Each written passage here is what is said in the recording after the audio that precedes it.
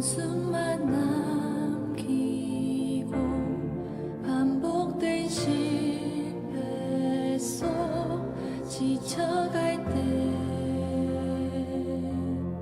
내 맘의 소망이 눈물 조각 될 때 내 곁에 다가와 부르시네.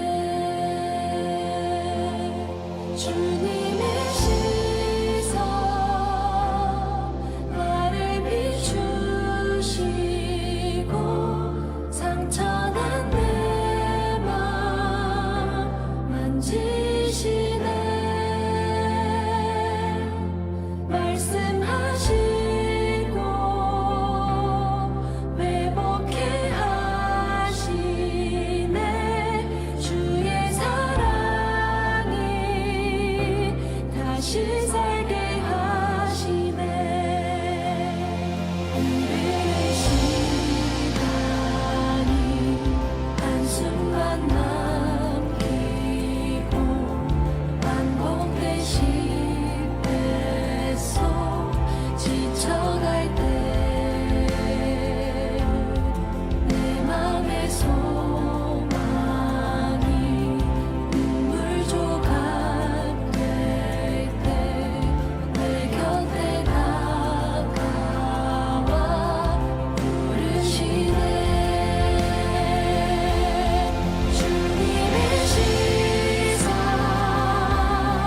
나를 비추시고 상처난 내 맘 만지시네. 말씀하시고 회복해 하시네. 주의 사랑이 다시 살게 하시네. 주님의 시선 나를 비추시고 상처난 내 맘 만지시네. 말씀하시고 회복해 하시네. 주의 사랑이 다시 살게 하시네.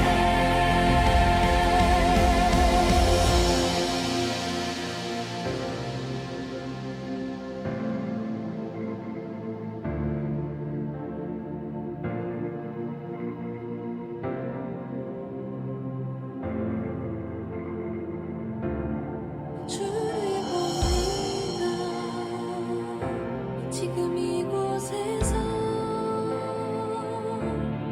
주를 봅니다. 지금 이곳에서 주를 봅니다. 지금 이곳에서 주를 봅니다. 지금 이곳에서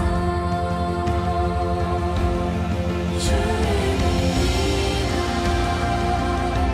지금 이곳에서 주를 봅니다. 지금 이곳에서 주를 봅니다.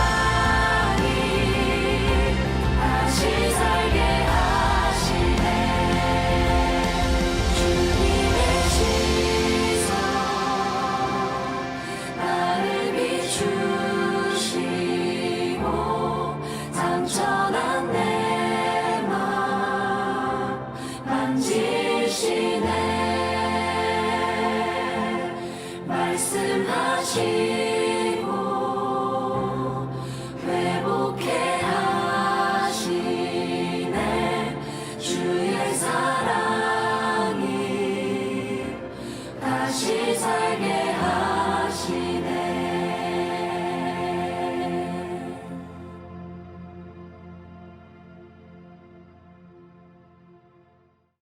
오늘 요한계시록 13장 1절부터 10절까지 말씀을 같이 보았습니다. 요한계시록 13장 1절부터 10절까지 말씀은 짐승에 대한 이야기예요. 바다에서 올라온 짐승에 대한 이야기. 근데 여기 바다에서 올라온 짐승 요거 하나만 보면은 좀 서운하니까 11절을 보면 내가 봄에 또 다른 짐승이 땅에서 올라오니 어린 양같이 두 뿔이 있고 용처럼 말을 하더라, 이렇게 돼 있어요. 짐승이 그러니까 둘이 나오죠, 종류가. 그러니까 하나는 13장 1절에 보면 바다에서 올라온 짐승, 11절에 보면 땅에서 올라온 짐승이 나와요. 그러니까 짐승이 둘이 나옵니다.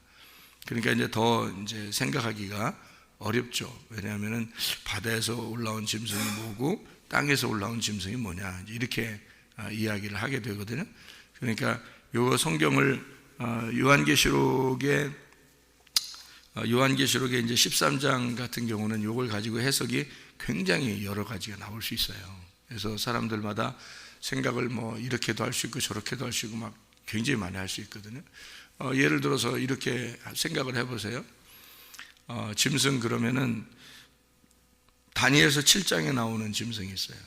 다니엘서 7장. 그러니까 구약 성경이 없이 요한계시록이 나올 수가 없거든요. 구약 성경을 통해서 신약 성경이 나오는 거니까. 그래서 다니엘서 7장에 보면 짐승이 나와요.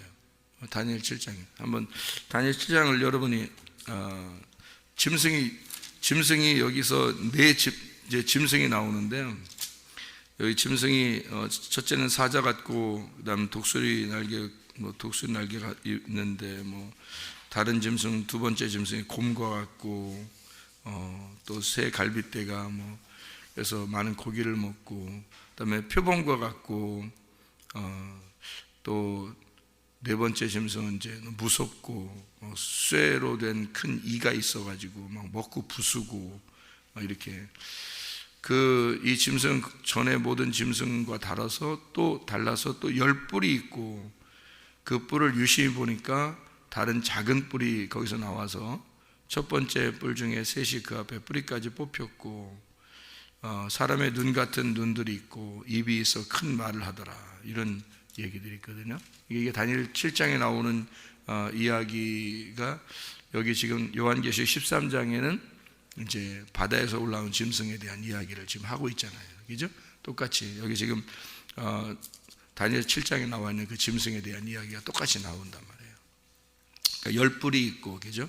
7머리가 있는, 여기는 이제 요한계시록에는 13장에는 7머리가 있고 10뿔이 있고, 바다에서 나왔는데 뭐 신성모독하는 말들을 많이 하고 그런 얘기들을 하죠.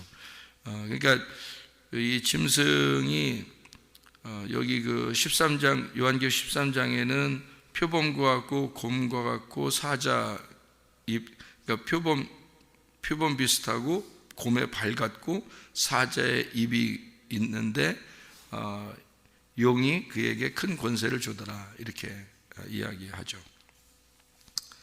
이쪽 다니엘서 7장에는 사자와 같고 곰 같고 표범 같고 또 무서운, 이제 같은 내용들이 써 있죠, 그죠? 무서운 짐승이고 이렇게. 그러니까 이렇게 성경을 이제 보면은 짐승이 뭐냐, 이게 해석을 할 때 여러분 여기 다니엘 7장을 우리가 이제 공부를 할 때요, 보통 기독교의 그 신학에서는 어떻게 보냐면, 기독교가 누구한테 핍박을 당했어요? 옛날에? 기독교가 처음에 초대교회에서는 기독교가 누구한테 핍박을 당해요? 로마에게 핍박을 당합니다. 그래서 이거를 이제 로마로 해석을 한 거죠. 사람들이 이 짐승이 로마다. 그래서 기독교를 핍박한 자들이다. 그 후에 이제 쭉 올라오다가 역사적으로 올라오다 보면 누가 이제 또 핍박하나요? 기독교를. 중세에는 천주교가 핍박을 하잖아요. 그래서 기독교를 천주교가 죽이거든요. 그러니까 엄청나게 죽여요. 그러니까 그 뭐 보통 뭐 몇 명 죽이는 게 아니라 이건 뭐 학살하는 수준입니다. 전쟁보다 더 많이 죽였어요. 그러니까 천주교는 세례를 줘요, 침례를 줘요? 세례를 주죠. 천주교는 세례를 줍니다. 천주교에서 세례를 주는 것을 이어받은 이제 교단이 장로교예요. 실제로. 그래서 장로교 그 왜 칼빈이라는 사람 들어봤죠? 이름 들어봤죠? 칼빈. 칼빈이라는 사람이 침례를 주는 사람들을 또 많이 학살을 했습니다. 그 뭐 굉장히 많이 죽였어요.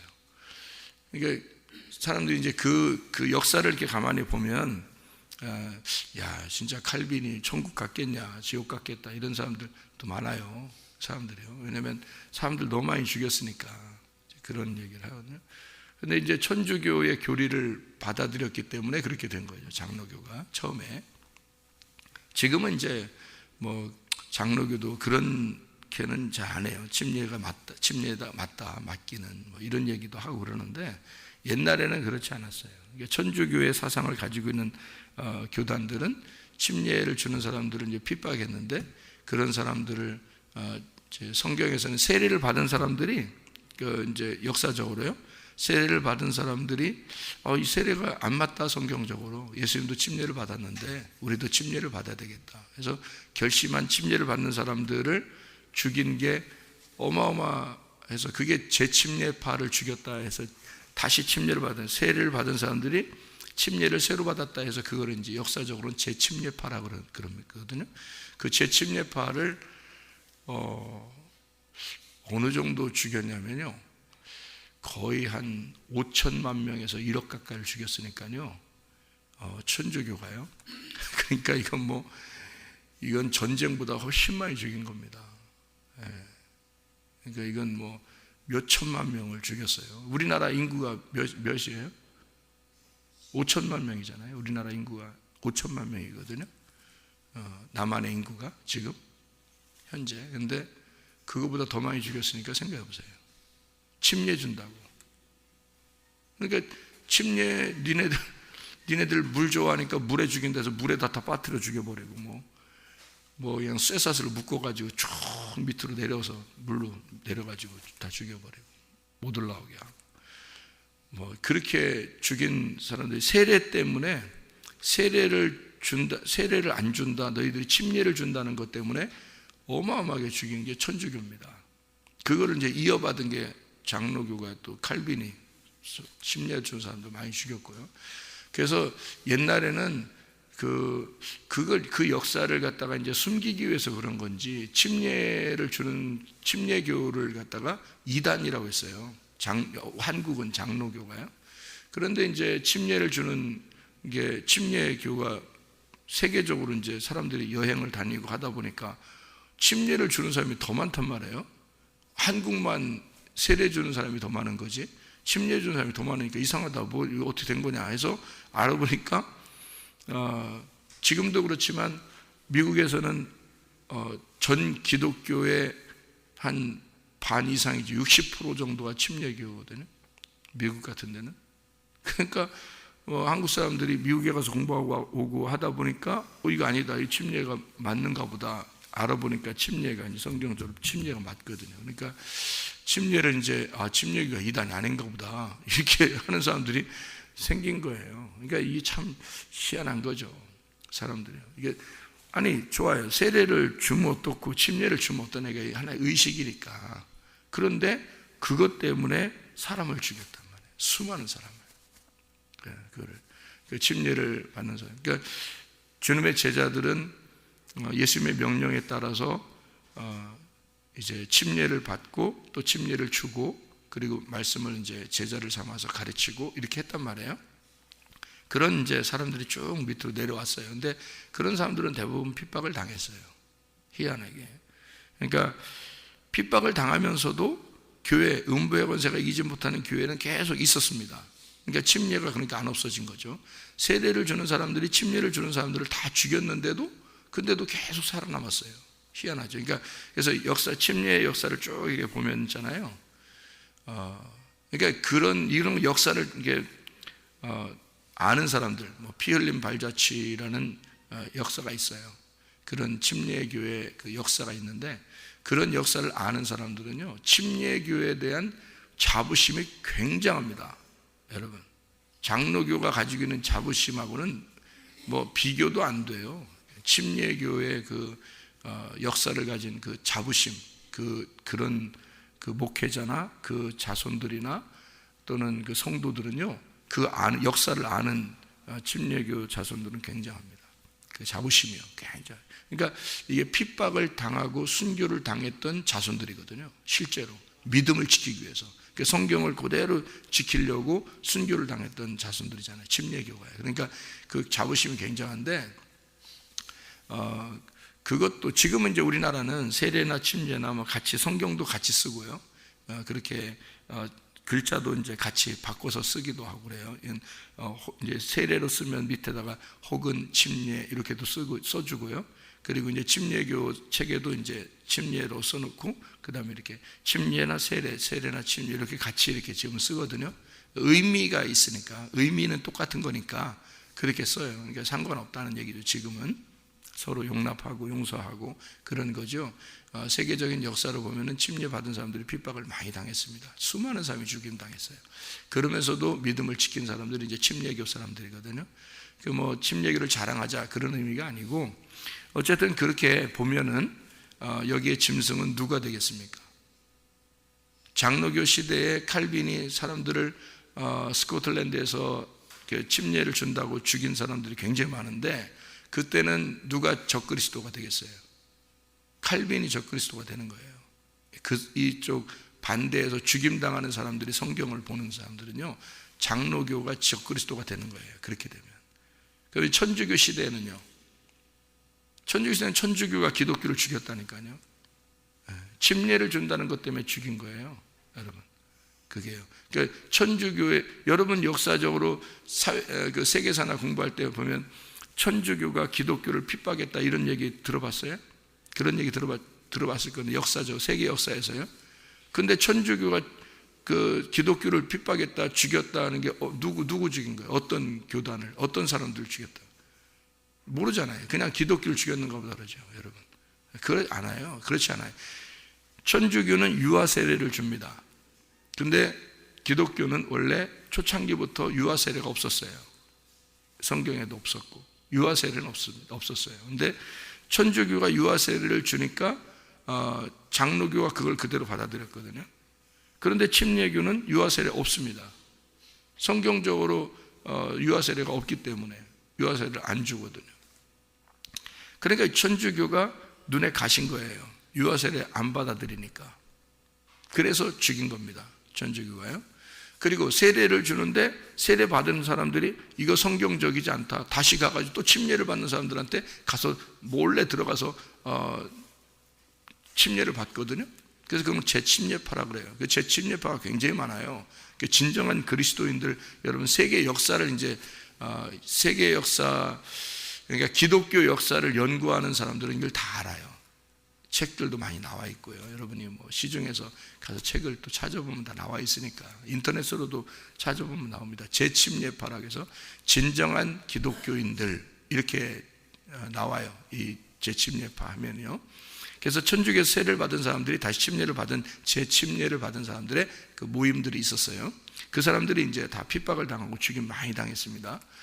그렇게 보면 그 당시에 적그리스도 짐승은 이제 천주교가 되겠죠, 여러분. 그럼 지금 시대는요, 지금 시대에 가장 막강한 그 나라, 가장 막강한 나라의 그 권세를 가진 데가 어디예요?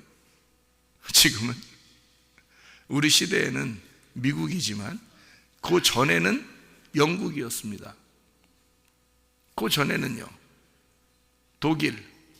무슨 말인지 알겠어요? 그러니까 그 막강한 권력을 가진 나라들은 다른 나라를 침범하고 파괴시키고 그랬습니다. 그렇죠? 역사적으로요. 그러면 독일 시대에는 독일이 적그리스도가 되겠죠, 다른 나라 입장에서 보면. 그죠? 러시아가 막강했을 때는 러시아가 적그리스도가 되겠죠. 영국이 막강했을 때는요, 다른 나라를 다 점령했잖아요. 영국이 해가 지지 않는 나라가 되어버렸잖아요. 그렇게 할 때는 다른 나라, 핍박을 당하는 나라들에서는 노예로 잡혀가기도 하고 막 이러잖아요. 그 영국 한 나라를 위해서, 그죠? 아프리카 이런 사람들은 막 노예로 잡혀가고 막 그랬잖아요. 그때는요, 신분이 정확하게 딱 구분됐습니다. 신분이요. 그래서 절대 복종하는 그런 노예들을 해서, 지금은 해방 다 됐잖아요. 그러니까 영국이 그런 나라이었을 때는 그 노예들 입장에서 어땠을까요? 그 나라가 적그리스도인 거예요. 짐승인 거예요, 그 나라가. 여러분, 지금은요, 무역전쟁 딱에서 선포해가지고 무역전쟁하고 지금 미국이 자리를 탁 틀고서 무역전쟁으로 탁탁 공격하니까 어떻게 해요? 꼼짝 못합니다. 다른 나라들 지금 망하고 있어요. 그냥 막 망합니다. 여기에 걸려들면 그냥 다 죽는 거예요. 무역전쟁으로 딱 발을 딱 뻗쳐버리면요. 그래서 지금 뭐 보세요, 미국하고 딱 상대에서 반대로 딱 돌았으면 무조건 무역전쟁으로 딱 들어가거든요. 그러면 뭐 그냥 폭삭해버립니다. 베네수엘라, 터키, 이란, 뭐 중국도 지금 휘청휘청하고 합니다. 이런 나라들 입장, 반대 입장에서 볼 때는 지금 적그리스도가 누구예요? 이쪽에 있는 사람들이 볼 때, 성경을 볼 때는요, 망하는 나라의 입장에서 볼 때는 미국이란 나라가 지금은 적그리스도의 나라가 되는 거예요. 자, 그러면 시대마다 다 달라졌네요. 자, 성경을 볼 때 이렇게 계속 달라지면 어떻게 해요? 적그리스도가 어떨 때는 천주교 됐다가, 어떨 때는 장로교 됐다가, 어떨 때는 뭐 독일이 됐다가, 어떨 때는 뭐 일본이 됐다가, 어떨 때는 미국이 됐다가, 어떨 때는 뭐 영국이 됐다가, 뭐 이러면 되겠어요, 안 되겠어요? 성경이 이상하잖아요. 그렇게 되면, 그죠? 그래서 요거를 성경을 일단 지금 시대별로 보면은 그런 시대의 암울한 그런 일들이 이렇게 딱 펼쳐져 있는 것은 뭐 이해가 간다 이거예요. 이해가 된다 이거야. 사람들에게 충분히 이렇게 요한계시록을 설명하면 그런 식으로 지금의 짐승이 그렇다, 그것이 막 무서운 이빨을 드러내서 지금 막 다 점령해 나가고 있다, 그러면 이해가 되죠, 무슨 말인가는. 그런데 그거를 우리가 성경에서 정확하게 좀 우리 자신들로 한번 다시 비추어 보는 거죠, 성경을. 그렇게 해놓고 그 다음에 시대를 이렇게 분별해 보면 오히려 시대에 지금 우리가 어떤 시대에 우리가 지금 살고 있구나라는 것을 깨닫게 되죠. 그래서 짐승이 두 가지가 하나 나온다고 했죠. 하나는 뭐예요? 바다에서 올라오는 짐승, 또 하나는 땅에서 나오는 짐승, 이렇게 두 개가 나누어서 나오고 있어요. 요한계시록 13장에 보면요, 이 짐승이라는 게 데리온이라는 단어입니다. 이게 싸나운 짐승, 위험한 동물이라는 얘기인데요, 이게 데라에서 온 사냥, 파괴, 그러니까 파괴를 목적으로 이게 나오는 겁니다. 그러니까 파괴가 되는 거, 파괴를 시키는 거, 그러니까 자기도 파괴가 되는 거고 다른 사람도 파괴를 시키는 거, 그런 거죠. 계시록의 이 짐승이라는 게 뭐하고 반대로 나왔을까요? 짐승이니까 무서운 거잖아요. 그러니까 뭐하고 반대로 나오려고 나온 거겠어요? 어린 양하고 반대로 나오려고 나온 거예요. 그러니까 어린 양하고 짐승하고 하면 생각을 해보세요. 완전히 반대죠. 싸나운 짐승하고 어린 양, 그럼 완전히 반대잖아요. 예수님은 근데 짐승으로 와요, 어린 양으로 와요? 어린 양으로 오죠. 그러면 어린 양은 뭐 때문에 오는 거예요? 죽으러 오는 거죠. 그러니까 어린 양, 그러니까 이건 죽으러 오는 거예요. 짐승은 뭐예요? 뭐 때문에 오는 거예요? 죽이러 오는 거죠. 죽이러. 그러니까 이게 아주 간단한 건데 요거를 이제 놓쳐버리면 요게 해석이 안 되는 거죠. 자, 그러면 죽이는 자는 어린 양이에요, 짐승이에요? 짐승. 죽는 자는 어린 양이에요, 짐승이에요? 어린 양. 그죠? 죽는 자는 어린 양, 죽이는 자는 짐승. 간단하죠? 간단합니다. 그러니까 여러분이 핍박을 당하고 죽임을 당하고 믿음을 지키기 위해서 주님을 사랑하는 사람으로 살게 되면 여러분은 짐승이에요, 어린 양이에요? 어린 양이 되는 거예요. 그런데 만약에 여러분이 다른 사람을 핍박하고 죽이고 폭력을 행사하고 그러면 어떻게 해요? 그러면 짐승이 되는 거예요. 그러니까 이렇게 둘로 이렇게 나누니까 이게 어린 양하고 짐승하고 반대로 쓰려고 나온 거구나. 그래서 요한계시록에는 어린 양이라는 것도 있고 짐승이라는 것도 있구나. 이렇게 돼 있죠. 그런데 이 짐승이 두 개가 이렇게 나와 있는데요. 땅에 있는 짐승은 마치 뭐와 같이 나온다 그래요? 어린 양 같이 나온다는 거예요. 그렇죠? 예, 땅의 짐승이 나오는 것은 근데 어린 양 같이 나온다는 거예요. 그러면 어린 양 같이 나온다는 얘기는 생각해 봐요. 어린 양 같이 나온다는 얘기는 뭐처럼 나온다는 얘기예요? 뭐처럼 나온다는 얘기예요? 그러니까 성도들은 핍박을 당하는 사람이에요. 핍박을 하는 사람이에요. 핍박을 당하는 사람이잖아요. 그러니까 짐승은 핍박을 하는 거예요? 핍박을 당하는 거예요? 핍박을 하는 거잖아요. 짐승은 핍박을 하는 자인데 핍박을 당하는 성도들처럼 나온다는 얘기예요. 그러니까 이게 속인 거예요? 아니면은 진실하게 나온 거예요? 속인 거죠. 그러니까 속이는 자라는 말입니다. 속이는 자. 속이는 자가 성경에 나오는데 뭐죠? 속이는 자가 성경에서 옛 뱀, 그래서 용이라고도 하고 옛 뱀이라고도 하고 그게 마귀요 사탄이다. 이게 속이는 자다라고 나오죠. 그래서 속인다 이렇게 나오는 거예요. 그러니까 짐승이다 그러면 아주 간단합니다. 여러분 우리가 짐승 그러면 간단해요. 지금 어린 양하고 비교하니까 금방 구분이 되죠. 구분이 돼. 이건 옛 뱀, 용, 마귀, 사탄, 속이는 자에 의한 짐승이다. 이렇게 되는 거죠. 그러니까 어린 양은 예수 그리스도신데 그 어린 양은 핍박을 당하기 위해서, 죽임당하시기 위해서 오신 분이 어린 양이다. 그래서 그분을 따르는 자들이 다 핍박을 당하는 자들이다. 그래서 어린 양을 따르는 자들도 어린 양에 속한 자들이다. 이렇게 나누는 거죠. 그러니까 어린 양에 속한 자들은 성도라고 일컫는 거죠. 그러니까 성도하고 짐승하고 이게 그 핍박하는 자하고 핍박받는 자하고 이렇게 나눠서 얘기를 하는 것이고요. 이게요. 여기 잘 이렇게 보면은 그 10절에 보면 사로잡힐 자가 사로잡혀 갈 것이요 칼에 죽을 자는 마땅히 칼에 죽을 것이니라는 말을 여러분은 이제 이게 어떻게 된 거냐면요. 사로잡힐 자라는 게 여기 사로잡는 자라는 말이거든요. 사로잡는 자. 칼에 죽을 자라고 하는 건 칼로 죽이는 자라고 번호가 써 있죠. 거기 칼에 죽을 자. 칼에 죽을 자라고 해서 앞에 번호가 써 있죠. 거기 밑에는 뭐라고 써 있어요? 어떤 사본에는 칼로 죽이는 자는 마땅히 칼에 죽으리니 라고 돼 있다 그랬죠. 그러니까 칼로 죽이는 자, 그러니까 사로잡히는 게 뭐냐면 사로잡는 자. 사로잡는 자는 사로잡혀갈 것이요 칼로 죽이는 자는 마땅히 칼에 죽을 것이다. 그러면 핍박을 하는 자들이 반드시 어떻게 된다? 패배하게 될 것이다 이 말이죠. 핍박을 하는 자들이 반드시 패배. 왜 패배야? 어떤 게 패배라는 거예요? 성도들이 인내함으로 핍박을 당하는데 끝까지 음부의 권세가 이기지 못하도록 인내하고 그 죽임을 당하면서도 끝까지 믿음을 지켰기 때문에 그게 승리라는 거죠. 그게 성경에서 말하는 거죠. 자, 이해가 되겠죠? 무슨 말인가? 자, 그러면 이제 바다에서 나온 거하고 이게 땅에서 나온 것만 이제 설명을 하면 여러분이 이거 13장이 이제 무슨 말인지 풀리겠죠, 그죠? 이게 자 바다에서 나온 거는 이제 어떻게 나오면 바다는 성경에서 이방 세계를 말합니다. 이방 세계.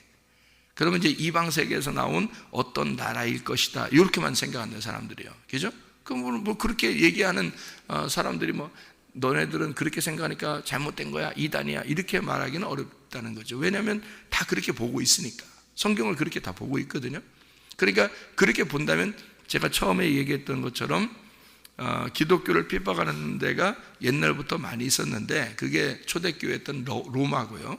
로마가 이제 무서운 이빨을 드러낸 그런 짐승과 같은 자들이었고요. 그 다음에 좀 지나서는 천주교가 그렇게 기독교를 핍박하고 미워했어요. 그리고 이제 좀 더 이렇게 지나가 보면 기독교의 탈을 쓴 그런 그 기독교라고 하는 나라들이 세계를 정복해 나갔어요.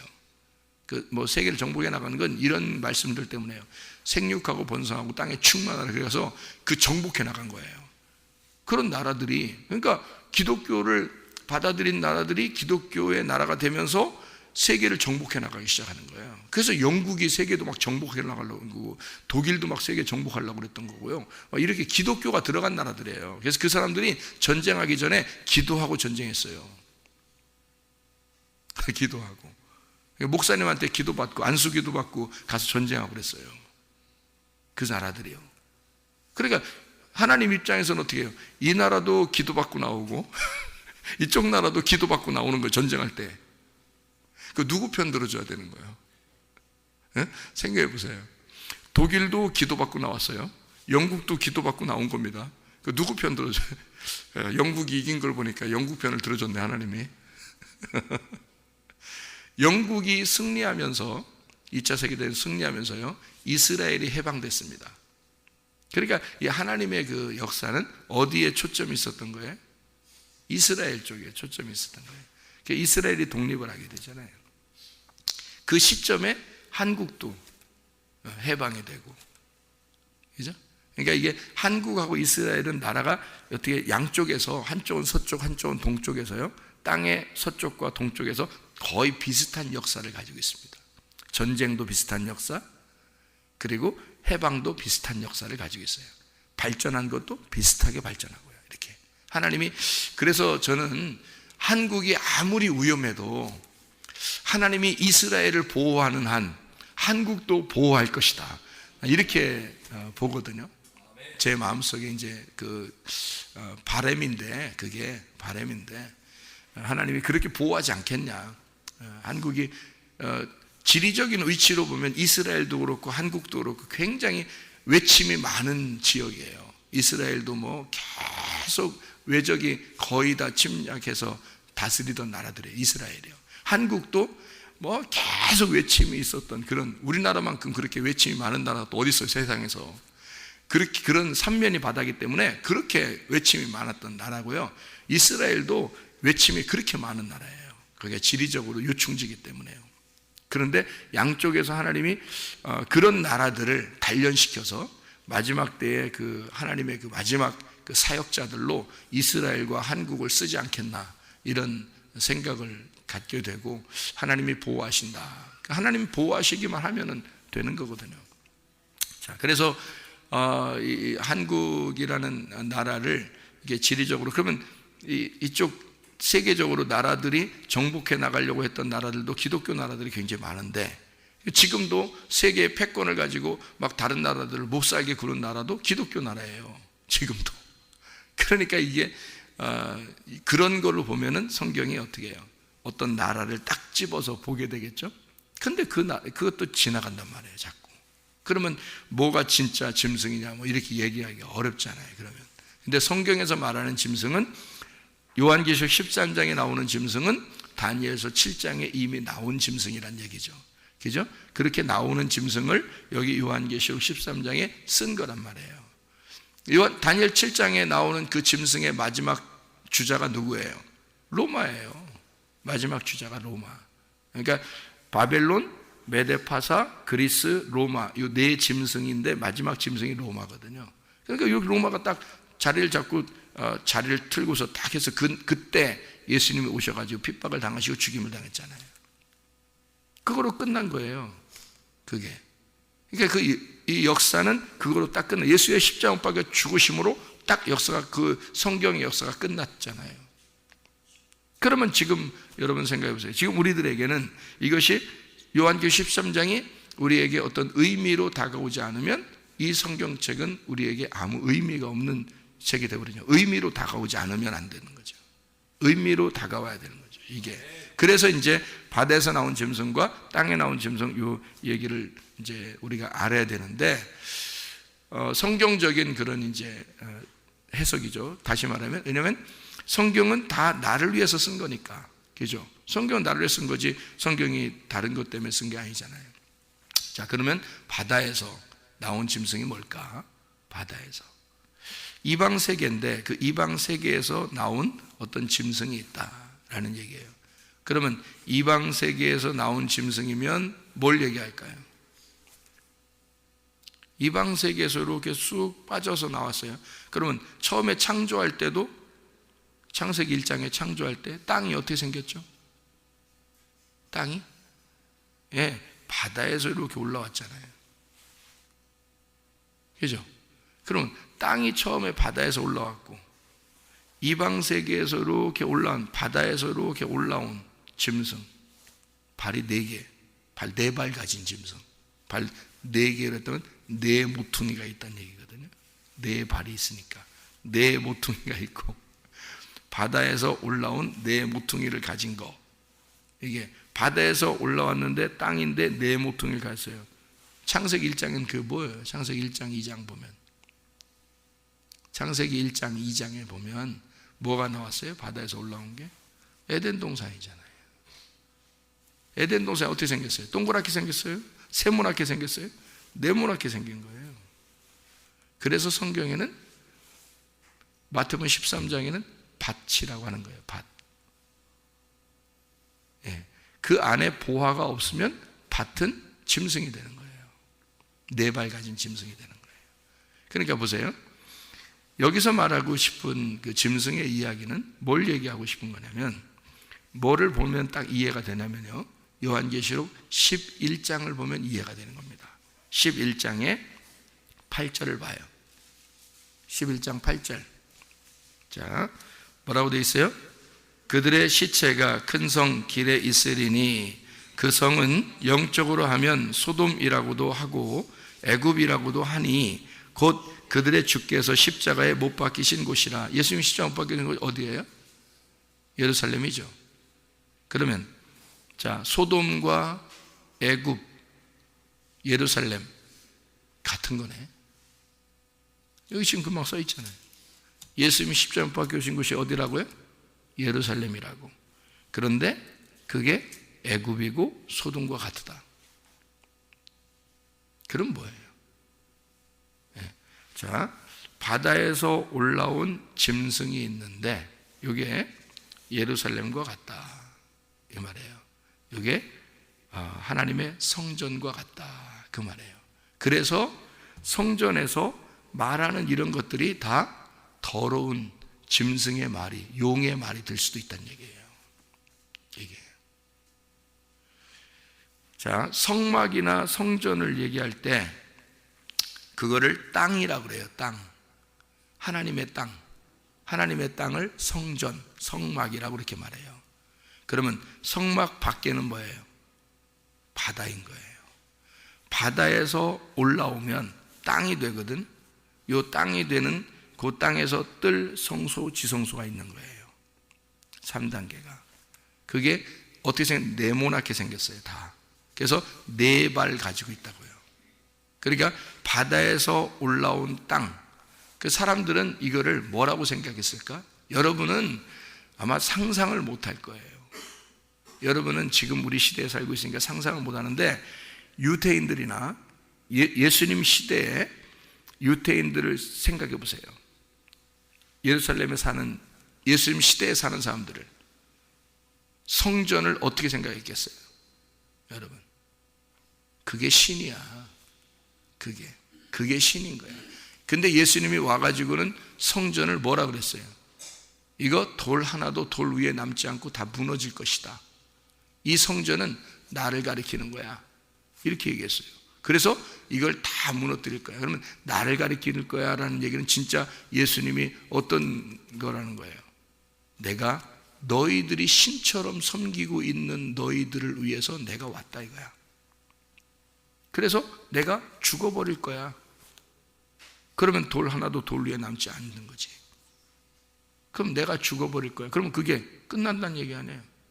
그죠?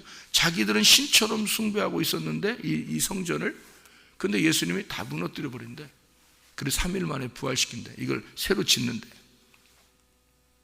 그러니까 자기들이 오직 성전에서만 예배를 드리고 있었는데 하나님이 보실 때는 그걸 뭐라고 생각했다고요?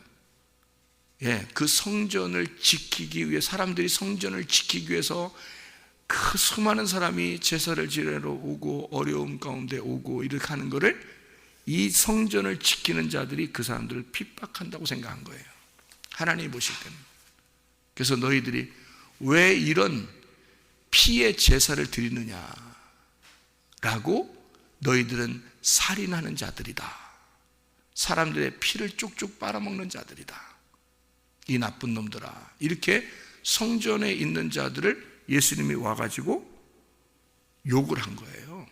여러분, 성전에서 일하는 자들을 다 욕하는 거죠, 예수님이요. 예수님이 와가지고 거기서 매매하는 자들이 다 누구예요? 제사장들이에요.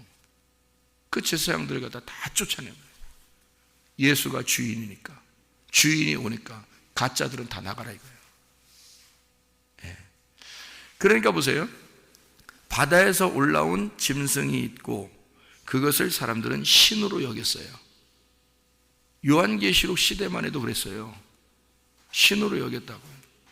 그런데 땅에서 또 올라온 짐승이 있네요. 그게 이제 사람들을 핍박하는 거야. 그게 바다에서 올라온 짐승은 입으로 말만 해요.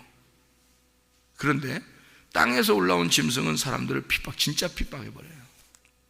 그래서 바다에서 올라온 짐승이 있는데 땅에서 올라온 짐승이 또 있다는 거예요. 그러면 땅에서 올라온 짐승이라는 말은 뭐예요? 바다에서 올라온 성전 안에 이게 땅이죠. 이 성전이 땅인데 그 땅에서 나온 짐승인 거야. 이게 누구겠어? 이런 짐승 같은 놈, 이렇게 되는 거죠. 이런 짐승 같은 놈.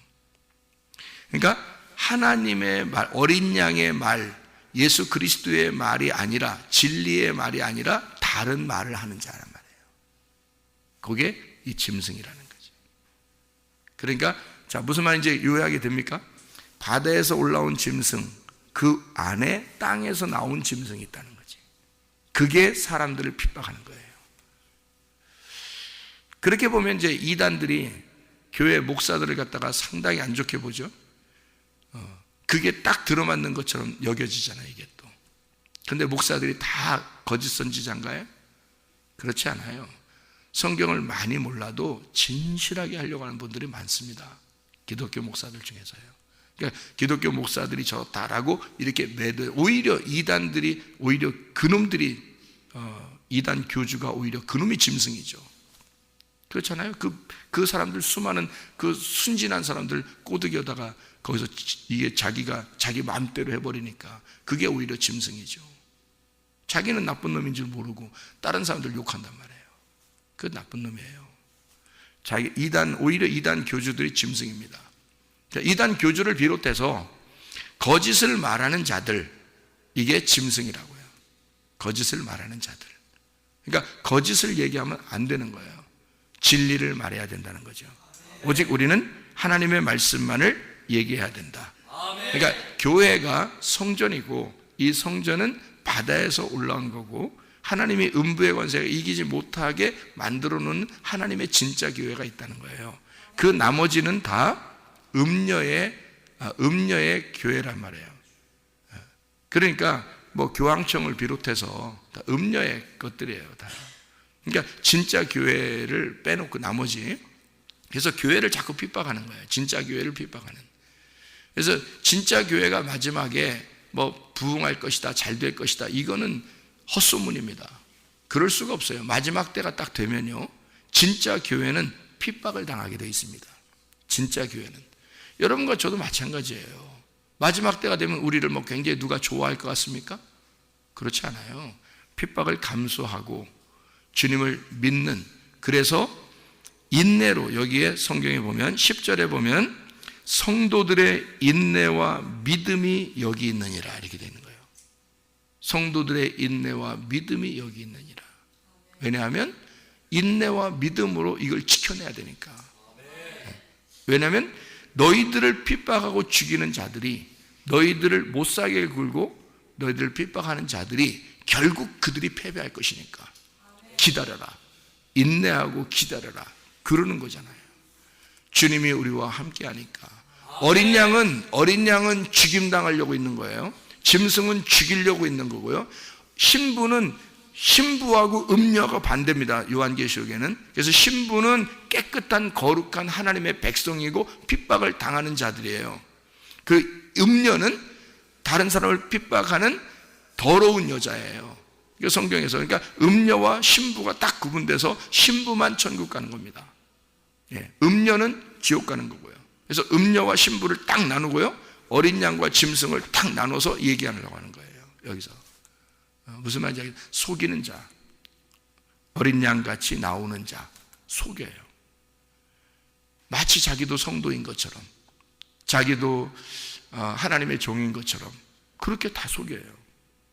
그게 이단 교주들도 그렇잖아요. 기독교 목사님들 중에서도 성경을 모르면서도 자기가 그렇게 안다고 그렇게 하는 사람들도 있잖아요.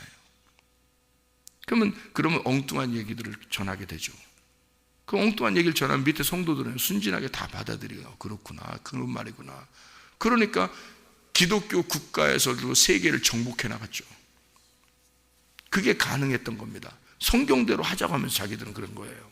근데 성경대로 한 게 아니라 다른 나라를 핍박한 거죠. 그렇게 보면 그게 잘못된 겁니다. 그러니까 성경을 잘 못 이해하면, 성경을 자기로 거울로 자기를 비추는 것으로 보질 못하면 이 성경은 진짜 그 어린아이가 뭣도 모르고 술 취한 자가 가시나무를 들고서 흔드는 것과 똑같아요. 이 성경이요. 그런 걸 선악과라 그래요. 선악과 먹은 자들.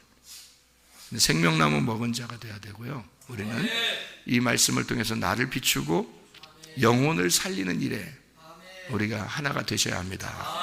주님의 마음과 하나 되시고 오늘도 주님과 동행하다가 승리하시기를 바랍니다. 기도하겠습니다.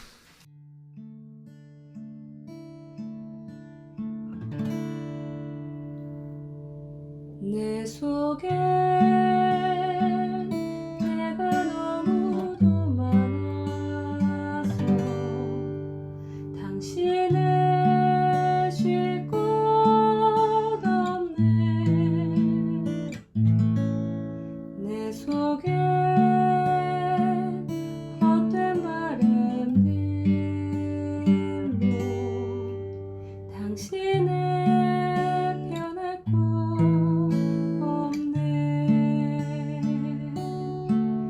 내 속에